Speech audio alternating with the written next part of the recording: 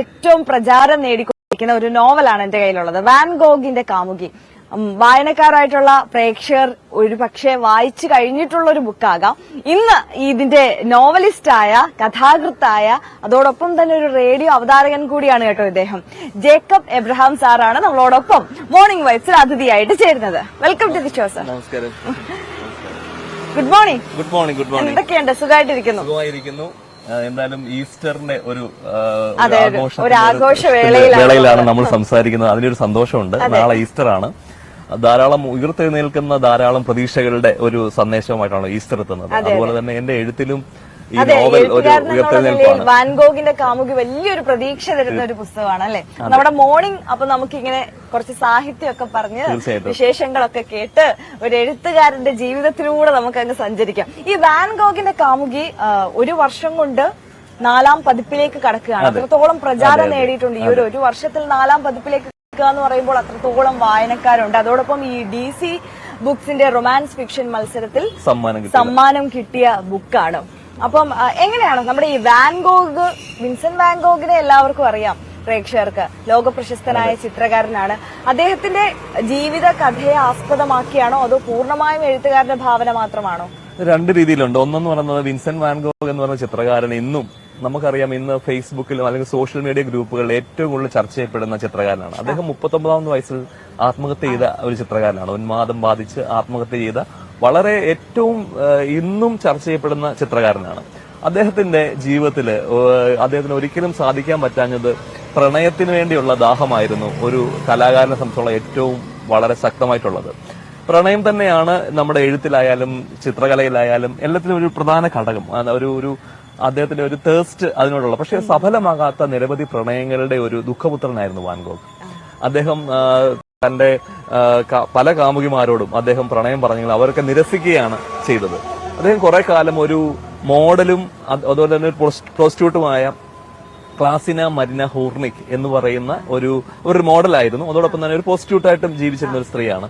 അവരോടൊപ്പം അദ്ദേഹം 2 വർഷം ഹേഗ് എന്ന് പറയുന്ന നെതർലാൻഡ്സിലെ ഹേഗിൽ ജീവിക്കുകയും അദ്ദേഹം ഇവർക്ക് വേറൊരു ആളിലൊരു കുട്ടി ഉണ്ടായിരുന്നു, അവരോടൊപ്പം ജീവിക്കുകയും അദ്ദേഹം അവർക്കൊരു പുതിയ പ്രതീക്ഷ കൊടുക്കുകയും അവരെ പ്രണയിക്കുകയും ചെയ്തു. അതിന്റെ ഒരു ചെറിയ ത്രെഡിൽ നിന്നാണ് ഈ നോവൽ വികസിക്കുന്നത്.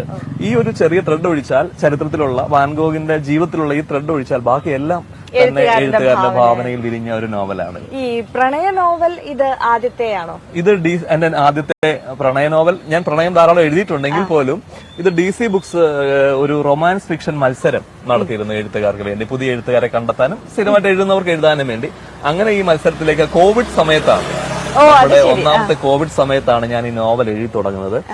കാരണം കോവിഡ് കാലത്ത് എനിക്ക് എല്ലാ ദിവസവും നമുക്കറിയാമല്ലോ, നമ്മുടെ എല്ലാവരും ലോകമെമ്പാടും ഒരു വല്ലാത്ത വിഭ്രമത്തിലേക്ക് കടന്നുപോയ ഒരു സമയമാണ് കോവിഡ് കാലഘട്ടം. ഈ സമയത്ത് വാൻ ഗോഗ് അപ്രതീക്ഷിതമായി എന്നിലേക്ക് വരികയും അങ്ങനെ കോവിഡ് കാലത്ത് ഓരോ ദിവസവും പ്രതീക്ഷയോടെ എഴുതാൻ കഴിഞ്ഞതുമായ ഒരു നോവലാണിത്. അതുകൊണ്ട് തന്നെയാണ് ഞാൻ പറയുന്നത് പുനർജന്മത്തിന്റെ, എന്റെ തന്നെ എഴുത്തുകാരൻ എന്ന നിലയിൽ എന്റെ തന്നെ പുനർജന്മവും അതോടൊപ്പം തന്നെ വാൻ ഗോഗിനെ വീണ്ടും വായനക്കാരിലേക്ക്, കേരളത്തിലെ വായനക്കാരിലേക്ക്, മലയാളി വായനക്കാരിലേക്ക് എത്തിക്കാനുള്ള ഒരു വിശ്വകലാകാരനെ എത്തിക്കാനുള്ള ശ്രമവും കൂടിയായിരുന്നു ഈ നോവൽ എന്ന് പറയാം. അത് ഇത്രയും കൂടുതൽ സ്വീകരിക്കപ്പെട്ടതിൽ വളരെയേറെ സന്തോഷമുണ്ട്, അനുഭവിക്കുന്നുണ്ട്.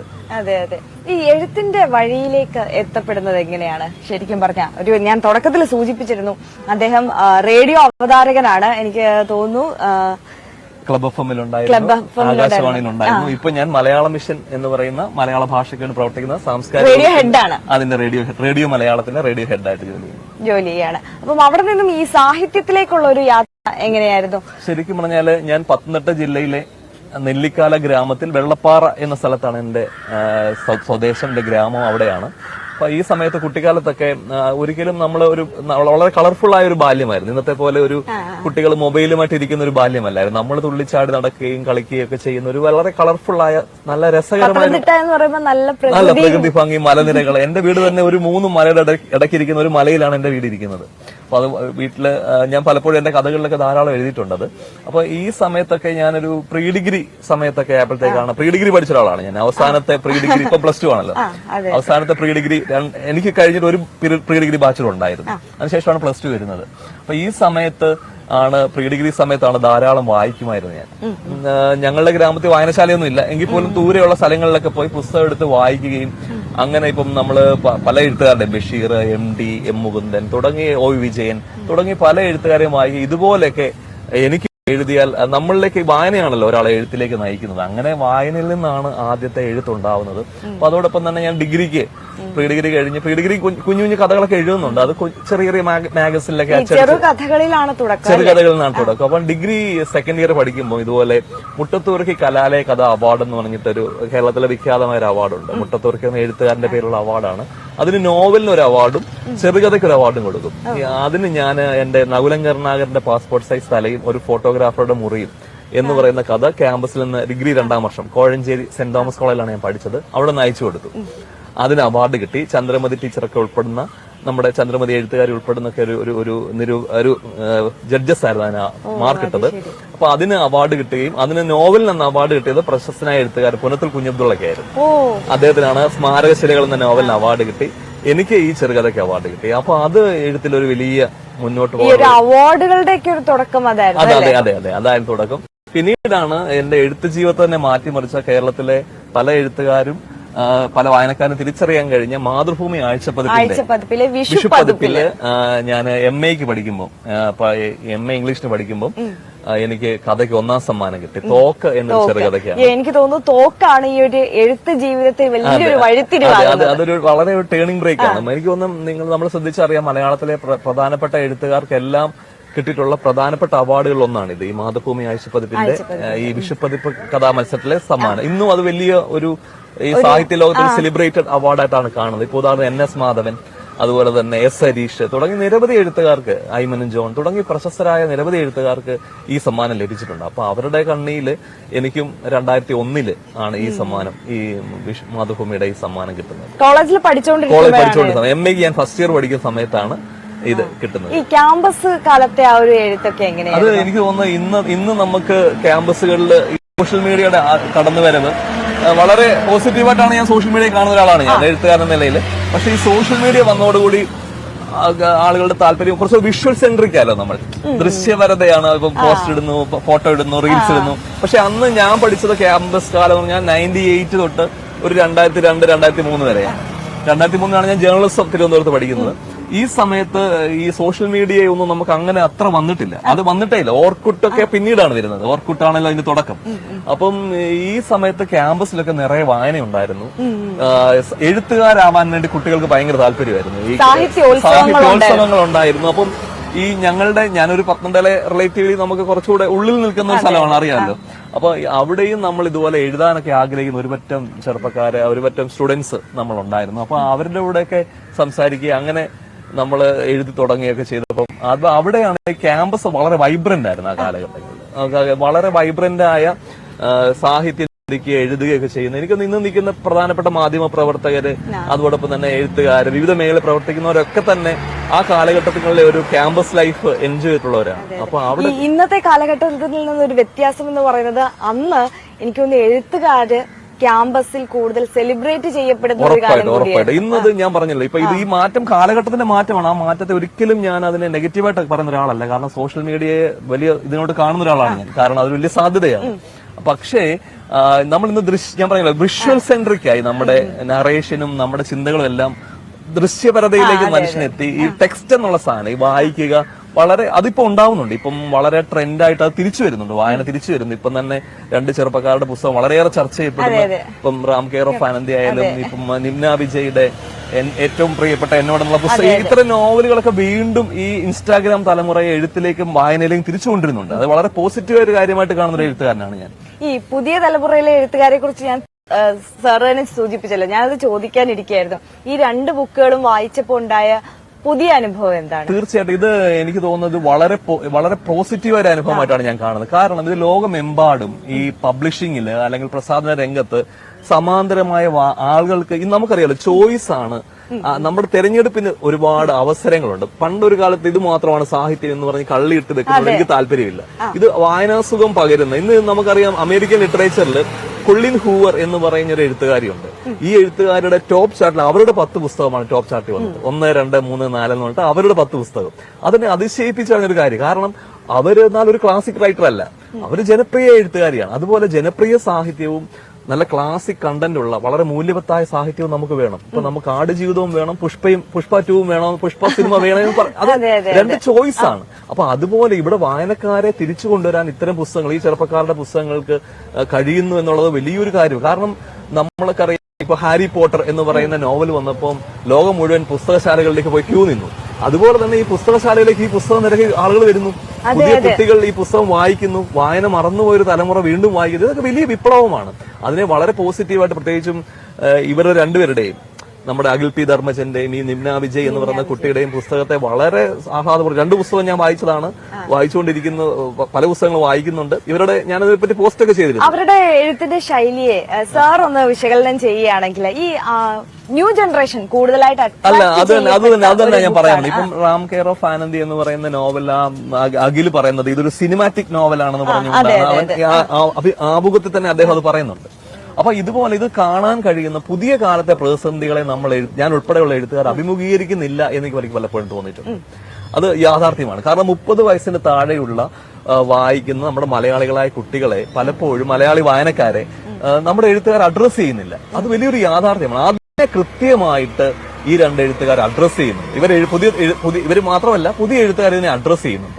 അവരുടെ പ്രശ്നങ്ങൾ, അവരുടെ പ്രണയ തകർച്ച, അവരുടെ ജോലിയിലുള്ള പ്രശ്നങ്ങൾ, അവർ മറുനാട്ടിൽ പോയി നിൽക്കുമ്പോൾ അനുഭവിക്കുന്ന സംഘർഷങ്ങൾ, അവരുടെ വീട്ടുകാരുമായിട്ടുള്ള ബന്ധം, മാറിമറിഞ്ഞ ഒരു കാലഘട്ടത്തെ, മാറിമറിഞ്ഞ പ്രത്യേകിച്ചും ഒരു സോഷ്യൽ മീഡിയയുടെ ഒക്കെ വരവോടുകൂടി നമുക്ക് തന്നെ അറിയാം കുടുംബ ബന്ധങ്ങളിലുണ്ടായ മാറ്റങ്ങൾ, അതുപോലെ സമൂഹത്തിലുണ്ടായ മാറ്റങ്ങൾ, ഈ മാറ്റങ്ങളെയൊക്കെ അഡ്രസ് ചെയ്യുന്ന വ്യക്തികളിലുണ്ടായ മാറ്റങ്ങൾ. വ്യക്തികൾ സ്വയം ഇപ്പൊ വലിയ അലിനേഷൻ, വലിയ അന്യമതിക്കരണം അനുഭവിക്കുന്നുണ്ട്. ഇപ്പൊ ഒരു ഓഫീസിൽ വർക്ക് ചെയ്യുന്ന ഒരു പരസ്പരം ഉണ്ടാവുന്ന പ്രശ്നങ്ങൾ, ഇതൊക്കെ അഡ്രസ് ചെയ്യാനുള്ളതാണ്. പക്ഷെ നമ്മുടെ മഹത്തായ സാഹിത്യം എന്ന് പറഞ്ഞാൽ ഇതൊന്നും അഡ്രസ് ചെയ്യാതെ ഒരു സൈഡ് മാറിയിരിക്കുക. അവർ വേറെ ഏതോ കാലഘട്ടത്തെ സാഹിത്യം എഴുതുന്നു. പുതിയ കാലത്തിന് പുതിയ വായനയും വേണം. വളരെ സത്യമാണ്. ഇപ്പൊ ഞാൻ പറയില്ലേ, കൊളീൻ ഹൂവർ എന്ന് പറയുന്ന എഴുത്തുകാർ, ഇന്ന് നിങ്ങൾക്ക് അറിയാം, ഈ പഴയ പുസ്തക തെരുവുകളിലാണ് വായനയുടെ ഏറ്റവും വലിയൊരു ഒരു ചലനം നമുക്ക് കാണാൻ പറ്റുന്നത്. ഒരു പുസ്തകം വിജയിക്കുന്ന, സാക്ഷാൽ ഗബ്രിയേൽ ഗാർസിയ മാർക്വസ് തന്നെ പറഞ്ഞിട്ടുള്ള കാര്യമാണ്. നിങ്ങളുടെ പുസ്തകം പഴയ പുസ്തക തെരുവുകൾ വിൽപ്പനയ്ക്ക് വന്നു എന്ന് വെച്ചാൽ നിങ്ങൾ വിജയിച്ച എഴുത്തുകാരനായി എന്നാണ്. അപ്പൊ നമുക്കറിയാം, തിരുവനന്തപുരത്തെ ഉൾപ്പെടെയുള്ള പഴയ പുസ്തക തെരുവുകളിൽ പോയി നമുക്ക് കാണാം കൊളിൻ ഹൂവർ എന്ന എഴുത്തുകാരുടെ പുസ്തകങ്ങൾ ഇന്ന് അട്ടിക്ക് വെച്ചേക്കുന്നതാണ്. ഇങ്ങനെ ഞാൻ അവരുടെ വലിയ വായനക്കാരനാണ്. അപ്പം കാരണം അത് അത്ര വായനയും അങ്ങനെയുള്ള വായനയും ആൾക്ക് ആവശ്യമാണ്. അപ്പൊ അതുപോലെ തന്നെയാണ് മലയാളത്തിലും ഇങ്ങനെയുള്ള ഈ മാറ്റങ്ങൾ വളരെ നല്ലതാണെന്നാണ് എന്റെ ഒരു അഭിപ്രായം. പക്ഷെ ഒരു സൈഡില് വല്ലാതൊരു സൈബർ ബുള്ളിങ് അല്ലെങ്കിൽ ഒരു നെഗറ്റീവ് ഒരു അറ്റാക്ക് കൂടി അത് ഞാൻ പറഞ്ഞില്ല, ഇതിനെ നേരിടുന്നുണ്ട്. ഇതിനെ സ്വീകരിക്കാൻ കഴിയാത്തവരുടെ ഭാഗത്ത് നിന്നാണ് ഇത്തരം ബുള്ളിങ് ഉണ്ടാവുന്നത്. അല്ലെങ്കിൽ ഒരാൾ വിജയിക്കുമ്പോൾ ഉണ്ടാവുന്ന മനുഷ്യ സഹജമായ ജലസി, അസൂയ. ഇപ്പം ഈ അഖിൽ പി ധർമ്മജൻ ആയിക്കോട്ടെ, നമ്മൾ നേരത്തെ ഇതേ ജാനറിലായിരുന്നു നമുക്ക് ചേതൻ ഭഗത്തിനെയും രവീന്ദ്ര സിംഗിനെയൊക്കെ കാണാൻ കഴിയുന്നത്. ഇവരൊക്കെ സാഹിത്യത്തിന്റെ ലോകത്തിൽ നിന്ന് മാറ്റി നിർത്തപ്പെടുത്തിക്കൊണ്ട് സംസാരിക്കുന്ന പല വായനക്കാരും. തീർച്ചയായിട്ടും ചേതൻ ഭഗത്ത് എന്ന് പറയുന്ന എഴുത്തുകാരൻ ഇന്ത്യയിൽ ഇംഗ്ലീഷ് വിദ്യാഭ്യാസത്തിന് അദ്ദേഹം നൽകിയ സംഭാവന എത്ര വലുതാണ്. അദ്ദേഹം ഇന്ത്യൻ പബ്ലിഷിംഗിന് നൽകിയ സംഭാവന എത്ര വലുതാണ്. അദ്ദേഹത്തിന്റെ കഥകൾ ഞാൻ വായിച്ചതാണ്. ഞാൻ ചേതൻ ഭഗത്തിന്റെ വലിയൊരു വായനക്കാരനാണ്. അപ്പൊ 2 സ്റ്റേറ്റ്സ് ആയാലും ഒക്കെ നോവലുകൾ ഇപ്പൊ അവസാനം എഴുതിയ ആ നോവൽ പേര് പെട്ടെന്ന് കിട്ടുന്നില്ല, ഞാനത് മറന്നുപോയി. അപ്പൊ ഇദ്ദേഹത്തിന്റെ പല നോവലുകളും ഞാൻ വായിച്ചതാണ്. അതിലൊക്കെ രസകരമായ കണ്ടന്റ് ഉണ്ട്.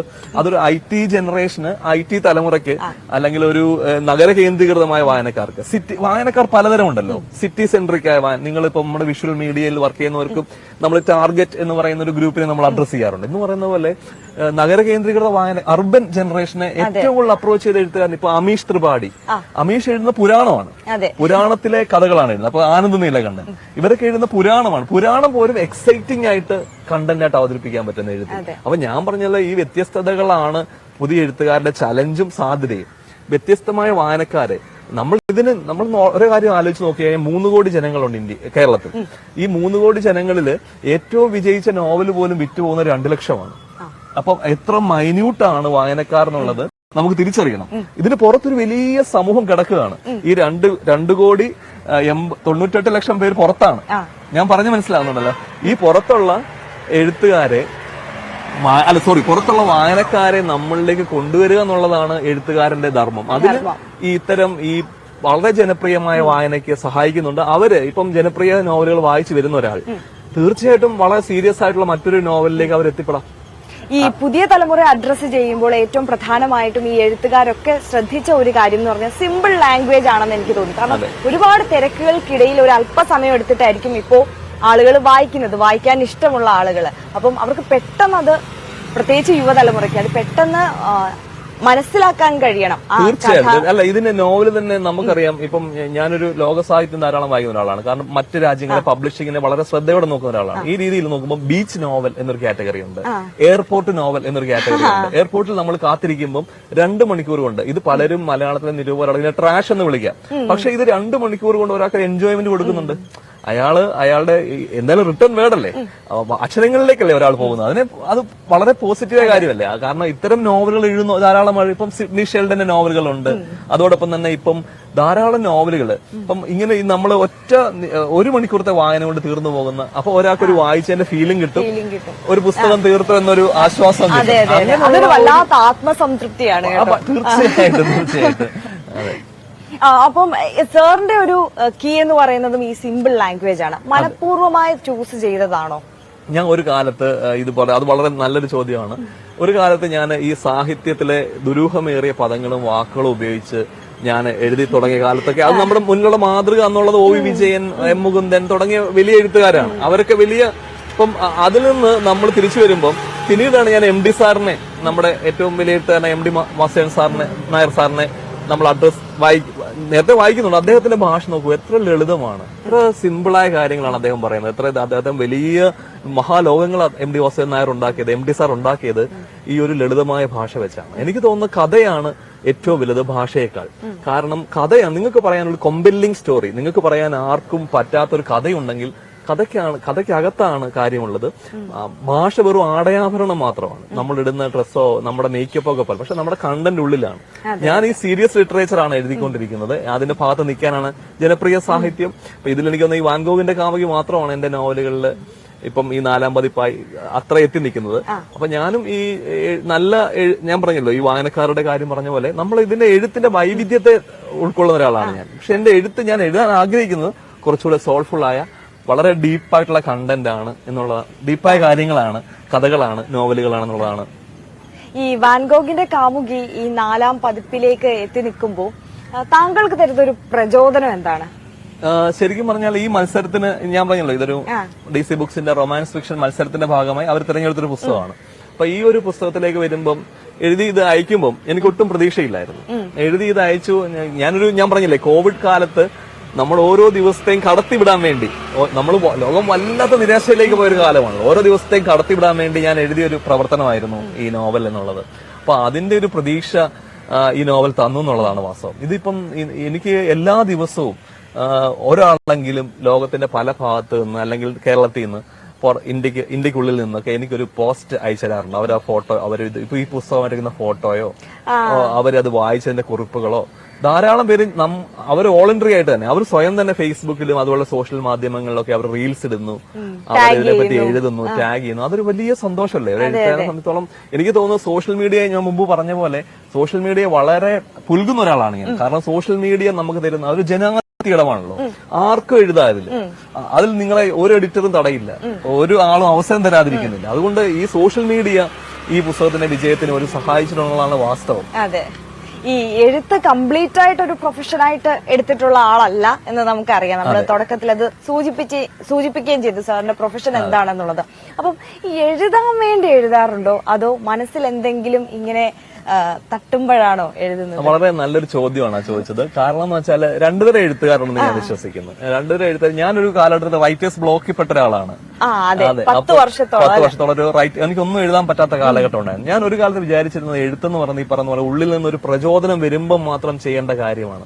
പക്ഷേ പല ആളുകളെയും, പല ലോകത്തിലെ പല പ്രധാനപ്പെട്ട എഴുത്തുകാരെയും വായിക്കുമ്പോൾ ഞാനിപ്പം എഴുത്തുകാരുടെ എഴുത്തിനെ പറ്റിയുള്ള പുസ്തകങ്ങൾ ധാരാളം വായിക്കാറുണ്ട്. ഞാനൊരു കോളം ചെയ്യുന്നുണ്ട് ഫേസ്ബുക്കിൽ, സർഗവിചാരങ്ങൾ എന്ന് പറഞ്ഞിട്ട്. അപ്പൊ അതിനുവേണ്ടി ധാരാളം ഇങ്ങനെയുള്ള പുസ്തകങ്ങൾ വായിക്കാറുണ്ട്. അപ്പൊ ഈ സമയത്ത് എനിക്ക് മനസ്സിലായ കാര്യം, ഇത് നമ്മുടെ ഒരു ഡെയിലി ആക്ടിവിറ്റി ആയിട്ട് ദിവസവും എഴുതാൻ ശ്രമിക്കുക എന്നുള്ളത് പ്രധാനപ്പെട്ട ഒരു കാര്യമാണ്. കാരണം നമ്മളൊരു പ്രധാന എഴുത്തുകാരനാവാൻ ആഗ്രഹിക്കുന്നെങ്കിൽ ദിവസവും എഴുതണം. ദിവസവും നമ്മൾ പോയി നമ്മുടെ എഴുത്തുമേശയെ അഭിമുഖീകരിച്ച് നമ്മൾ ദിവസവും ഒരു എഴുത്തുകാരി, ഇപ്പൊ ഞാൻ വായിച്ചു ആൻ എന്ന് പറഞ്ഞൊരു എഴുത്തുകാരി പറഞ്ഞേക്കുന്ന ബേർഡ് ബൈ ബേർഡ് എന്നാണ് അവരുടെ പുസ്തകത്തിന്റെ പേര്. ആ പുസ്തകത്തിലൂടെ അവരുടെ ഫുൾ നെയിം ഞാൻ മറന്നുപോയി. അവർ പറയുന്നത്, നിങ്ങൾ ഡെയിലി നിങ്ങളുടെ നോട്ട് പുസ്തകവുമായിട്ട് അവിടെ പോയിരിക്കുക, അല്ലെങ്കിൽ പേപ്പറുമായി അല്ലെങ്കിൽ ലാപ്ടോപ്പുമായി, നിങ്ങൾ എഴുത്തുപകരണമായി നിങ്ങളുടെ മേശയിൽ പോയിരിക്കുക. നിങ്ങൾ ഒന്നും എഴുതണ്ട, വെറുതെ നിങ്ങൾ ഒരു അരമണിക്കൂർ ഇരിക്കുക. ഓട്ടോ നിങ്ങൾ 2-ാം ദിവസം ഇരുന്നു, ഒന്നും വന്നില്ല. 3-ാം ദിവസം ഇരിക്കുന്നു, ഒന്നും എഴുതാൻ പറ്റുന്നില്ല. നിങ്ങളൊരു 5 ദിവസം കഴിയുമ്പോൾ നിങ്ങൾ എന്തെങ്കിലും എഴുതും എന്നുള്ളതാണ് അവർ പറയുന്നത്, ഒരു ടിപ്പായിട്ട് പറയുന്നത്. ഈ ടിപ്പ് എനിക്ക് വളരെ പ്രയോജനപ്പെട്ടിട്ടുണ്ട്. കാരണം എല്ലാ ദിവസവും ഇന്ന് എഴുതാൻ ശ്രമിക്കുന്ന ഒരു എഴുത്തുകാരനാണ് ഞാൻ. ചിലപ്പോൾ അത് പരാജയപ്പെടാം, ചിലപ്പോൾ വിജയിക്കാം. നമ്മൾ എന്നും എഴുതുന്നത് പ്രസിദ്ധീകരിക്കണമെന്നില്ല. ഇത് നമ്മുടെ ഒരു ഡെയിലി ആക്ടിവിറ്റി ആണ്. ഇപ്പൊ നമ്മൾ പഠിത്തം, നമ്മുടെ ശരീരം നന്നാക്കാൻ വേണ്ടി നമ്മൾ രാവിലെ എല്ലാവരും നടക്കാൻ പോകുന്നു, നമ്മൾ ഈ മാനവീയ വീതി ഇരിക്കുന്നു, നമ്മൾ കാണുന്നുണ്ട്. അതൊരു ആക്ടിവിറ്റിയാണ് എന്ന് പറഞ്ഞാൽ എല്ലാവരും പെട്ടെന്ന് ആരോഗ്യത്തിലേക്ക് വരുന്നില്ലല്ലോ. പക്ഷെ അവർ ഗ്രാജുവൽ ആയിട്ട് പോകെ അവരുടെ ഇതൊരു ഹാബിറ്റായി മാറുന്നു. നമ്മുടെ എഴുത്തൊരു വളരെ ഹാബിറ്റായി മാറേണ്ട ഹാബിച്വൽ ഒരു പ്രോസസ്സാണ്. അങ്ങനെ മാറണമെന്നാണ് എനിക്ക് തോന്നിയിട്ടുള്ളത്. ഈ റൈറ്റേഴ്സ് ബ്ലോക്കിനെ കുറിച്ച് പറഞ്ഞപ്പോഴേ 10 വർഷത്തോളം അതിനുള്ളിൽ അകപ്പെട്ടു പോവുകയാണ്. ആ സമയത്ത് വല്ലാത്ത നിരാശ തോന്നിയിരുന്നു. ഭയങ്കര നിരാശയായിരുന്നു. നമ്മൾ ഈ പറയത്തില്ലേ, ഈ സിനിമയിൽ നിന്ന് ഔട്ട് ആവുന്നവര് സിനിമ കാണാൻ പോവില്ല എന്ന് പറയും.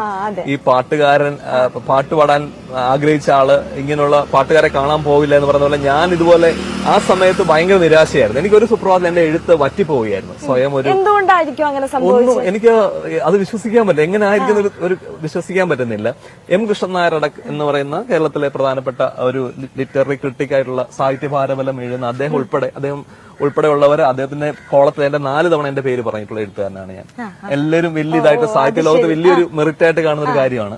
അപ്പോ അങ്ങനെയുള്ള സമയത്താണ് ഞാൻ എന്റെ ഈ എഴുത്ത് ബ്ലോക്കിലേക്ക് വന്നത്. അത് കുറെ വ്യക്തിപരമായ കുറെ കാര്യങ്ങളുണ്ടായിരുന്നു. അതോടൊപ്പം തന്നെ ഇത് വരുമ്പം ആ സമയത്ത് എനിക്ക് എഴുത്തിന്റെ ഒരു വലിയൊരു തലമുറ വന്നു. അന്നേരത്തേക്ക് തന്നെ ഞാൻ എഴുതാതിരുന്ന സമയത്ത് പുതിയൊരു തലമുറ, നമ്മൾ ഇവിടെ നിന്ന് പോയാൽ മറ്റൊരാൾ മുന്നിൽ നടന്നു പോവില്ലേ എന്ന് പറഞ്ഞ പോലെ അങ്ങനെ ഒരു തലമുറ വന്നു. പിന്നീട് ആ സമയത്ത് ഞാൻ ധാരാളം വായിച്ചു എന്നുള്ളതാണ് ആ ഒരു വാസ്തവം. ഞാൻ ഒരു വരി പോലും 10 വർഷം എഴുതിയില്ല. ഞാൻ ആ സമയത്ത് വായനയായിരുന്നു. ധാരാളം അന്തം വിട്ട വായന എന്ന് പറയുന്ന പോലെ എന്റെ പുസ്തകങ്ങൾ വായിക്കുകയും അങ്ങനെയാണ്. ആ സമയത്താണ് വായനയുടെ ഒരു വലിയ ബാങ്ക്, നമ്മുടെ ഒരു ഡെപ്പോസിറ്റ് ആണ് വായനയുടെ ആ വലിയ ബാങ്ക് നമ്മുടെ ഉള്ളിലേക്ക് നമ്മൾ ഇട്ടത് ആ ഒരു പീരീഡിലാണ്. തീർച്ചയായിട്ടും. അപ്പം ഈ എഴുത്തുകാരില് ഏറ്റവും പ്രിയപ്പെട്ട ഒരാൾ അല്ലെങ്കിൽ എപ്പോഴും വായിക്കുന്ന ഒരാൾ ആരായിരിക്കും? നമ്മുടെ മലയാളത്തിലാണെങ്കിൽ ഞാൻ MD സാറിനെയാണ്, MD വാസുദേവൻ നായർ സാറിനെയാണ് ഇപ്പം തീർച്ചയായിട്ടും എപ്പോഴും ഞാൻ നേരത്തേക്ക് വേറെ പലരുമായിരുന്നു എന്റെ മുന്നിലുണ്ടായിരുന്ന ആളുകൾ. MD സാറ് ഞാൻ പറഞ്ഞില്ലേ, MDയോടൊപ്പം 2 ദിവസം എന്ന് പറയുന്ന ഒരു ക്യാമ്പിൽ ഞാൻ പങ്കെടുത്തിട്ടുണ്ട് വാഗമൺ കുട്ടിക്കാലത്ത്. നമ്മുടെ പല എഴുത്തുകാരും, ഇപ്പോഴത്തെ പുതിയ പല എഴുത്തുകാരും അതില് ചെറുപ്പകാലത്ത് ഡിഗ്രിക്ക് പഠിക്കുന്ന സമയത്ത്, ഡിഗ്രി 3rd ഇയർ പഠിക്കുന്ന സമയത്താണ്. കുട്ടിക്കാനം വാഗമണ്ണി വെച്ചായിരുന്നു. ഭാഷാഭൂഷണി സംഘടിപ്പിച്ച ക്യാമ്പായിരുന്നു. ഇത് കഥയിലൂടെയാണ്. നമ്മൾ കഥ അയച്ചു കൊടുക്കണം. ഭാഷാഭൂഷണിക്ക് നമ്മൾ കഥ അയച്ചു കൊടുക്കണം. അപ്പൊ ഞാൻ കോഴഞ്ചേരി സെന്റ് തോമസിൽ നിന്ന് ഞാൻ കഥ അയച്ചു കൊടുത്തു. എന്നെ സെലക്ട് ചെയ്തു. അപ്പൊ അവിടെ ആ ക്യാമ്പില് MD സാറ് സ്വന്തം ശബ്ദത്തില് അദ്ദേഹം എന്റെ കഥ വായിച്ചു. അത് വലിയൊരു അംഗീകാരമായിരുന്നു. സാക്ഷാൽ MD വാസുദേവൻ നായർ വായിക്കുകയാണ് നമ്മുടെ കഥ അദ്ദേഹത്തിന്റെ ശബ്ദത്തിൽ. അദ്ദേഹം എന്നിട്ട് എന്റെ കഥയെ പറ്റി കുറെ അഭിപ്രായങ്ങളൊക്കെ പറഞ്ഞു. അത് വലിയ പ്രചോദനമായി മാറി. എനിക്ക് പിന്നീട് ഞാൻ നമ്മുടെ നിഷേധത്തിന്റെ ഒരു കാലഘട്ടം ഉണ്ടല്ലോ, റിബല്യസ് ആയിട്ടുള്ള ഒരു കാലഘട്ടത്തിൽ നമ്മൾ ഈ പറയുന്ന പോലെ നിഷേധ സാഹിത്യമൊക്കെയാണല്ലോ വായിച്ചു കൂട്ടുന്നത്. ആ സമയത്തൊക്കെ എനിക്ക് പിന്നീട് നമ്മുടെ ഇതിലേക്ക് വരുമ്പോൾ നമുക്ക് മനസ്സിലാവും ഈ അവരുടെ സത്യങ്ങൾ. MD വാസുദേവൻ നായർ അല്ലെങ്കിൽ തകഴി, ഞാൻ തകഴിയെ ധാരാളം വായിക്കുന്നുണ്ട്. MD വാസുദേവൻ നായർ സാറിനെ വായിക്കുന്നുണ്ട്. അപ്പൊ ഈ അവരുടെ കൃതികൾ ഭയങ്കര പ്രചോദനമാണ്. അദ്ദേഹത്തിന്റെ ഒരു പാരഗ്രാഫിൽ പോലെ ലൈറ്റ് ഉണ്ട്, ധാരാളം പ്രകാശം. പണ്ട് നമ്മളൊരു ഡാർക്കായിട്ടുള്ള ഒരു സാഹിത്യമാണ് ഞാൻ പണ്ട് ഇഷ്ടപ്പെട്ടിരുന്നത്. പക്ഷെ ഇന്ന് എനിക്ക് ധാരാളം ലൈറ്റുള്ള MD അതിൽ ജീവിതം എന്ന് പറഞ്ഞാൽ നമ്മളറിയാമല്ലോ, ഏത് മരുഭൂമിയിൽ ഒരു പുൽക്കൊടി ആണ് പ്രതീക്ഷ എന്ന് പറയുന്ന പോലെ അദ്ദേഹത്തിന്റെ കൃതികളിൽ പ്രകാശമുണ്ട് ധാരാളം. MD വാസുദേവൻ നായരുടെ അദ്ദേഹത്തെയാണ് ഞാൻ ഇപ്പം പുതിയ വായനക്കാർക്ക് സജസ്റ്റ് ചെയ്യുന്നത് ആരെയായിരിക്കും? പുതിയ വായനക്കാർക്ക് ഉറപ്പായിട്ടും ഒന്നും വായിക്കാത്തവർ ഈ പറഞ്ഞ പോലെ ജനപ്രിയ സാഹിത്യം, ഇപ്പം നമ്മൾ പറഞ്ഞ പേരുകളുണ്ടല്ലോ, അങ്ങനെയുള്ള പുസ്തകങ്ങൾ വായിച്ച് അവർക്ക് വായനയിലേക്ക് വരാം. പിന്നീട് അവർക്ക് സീരിയസ് ആയ പുസ്തകങ്ങൾ മലയാളത്തിൽ ഞാൻ പറഞ്ഞല്ലോ, ഈ പറഞ്ഞ മറ്റെഴുത്തുകാരൊന്നും എനിക്ക് ഇഷ്ടമില്ല എന്നല്ല, അവരെയൊക്കെ എനിക്ക് താല്പര്യമുണ്ട്. പക്ഷെ നമ്മളെ ഏറ്റവും സ്വാധീനിക്കുന്ന എഴുത്തുകാരിലേക്ക് എനിക്ക് തോന്നുന്നു അവര് ഇപ്പൊ ഒരു നീർച്ചാൽ അതിന്റെ വഴി കണ്ടെത്തുന്ന പോലെ ഈ തുടങ്ങുന്ന വായനക്കാർ അവരിലേക്ക് കണ്ടെത്തും എന്നുള്ളതാണ് വാസ്തവം.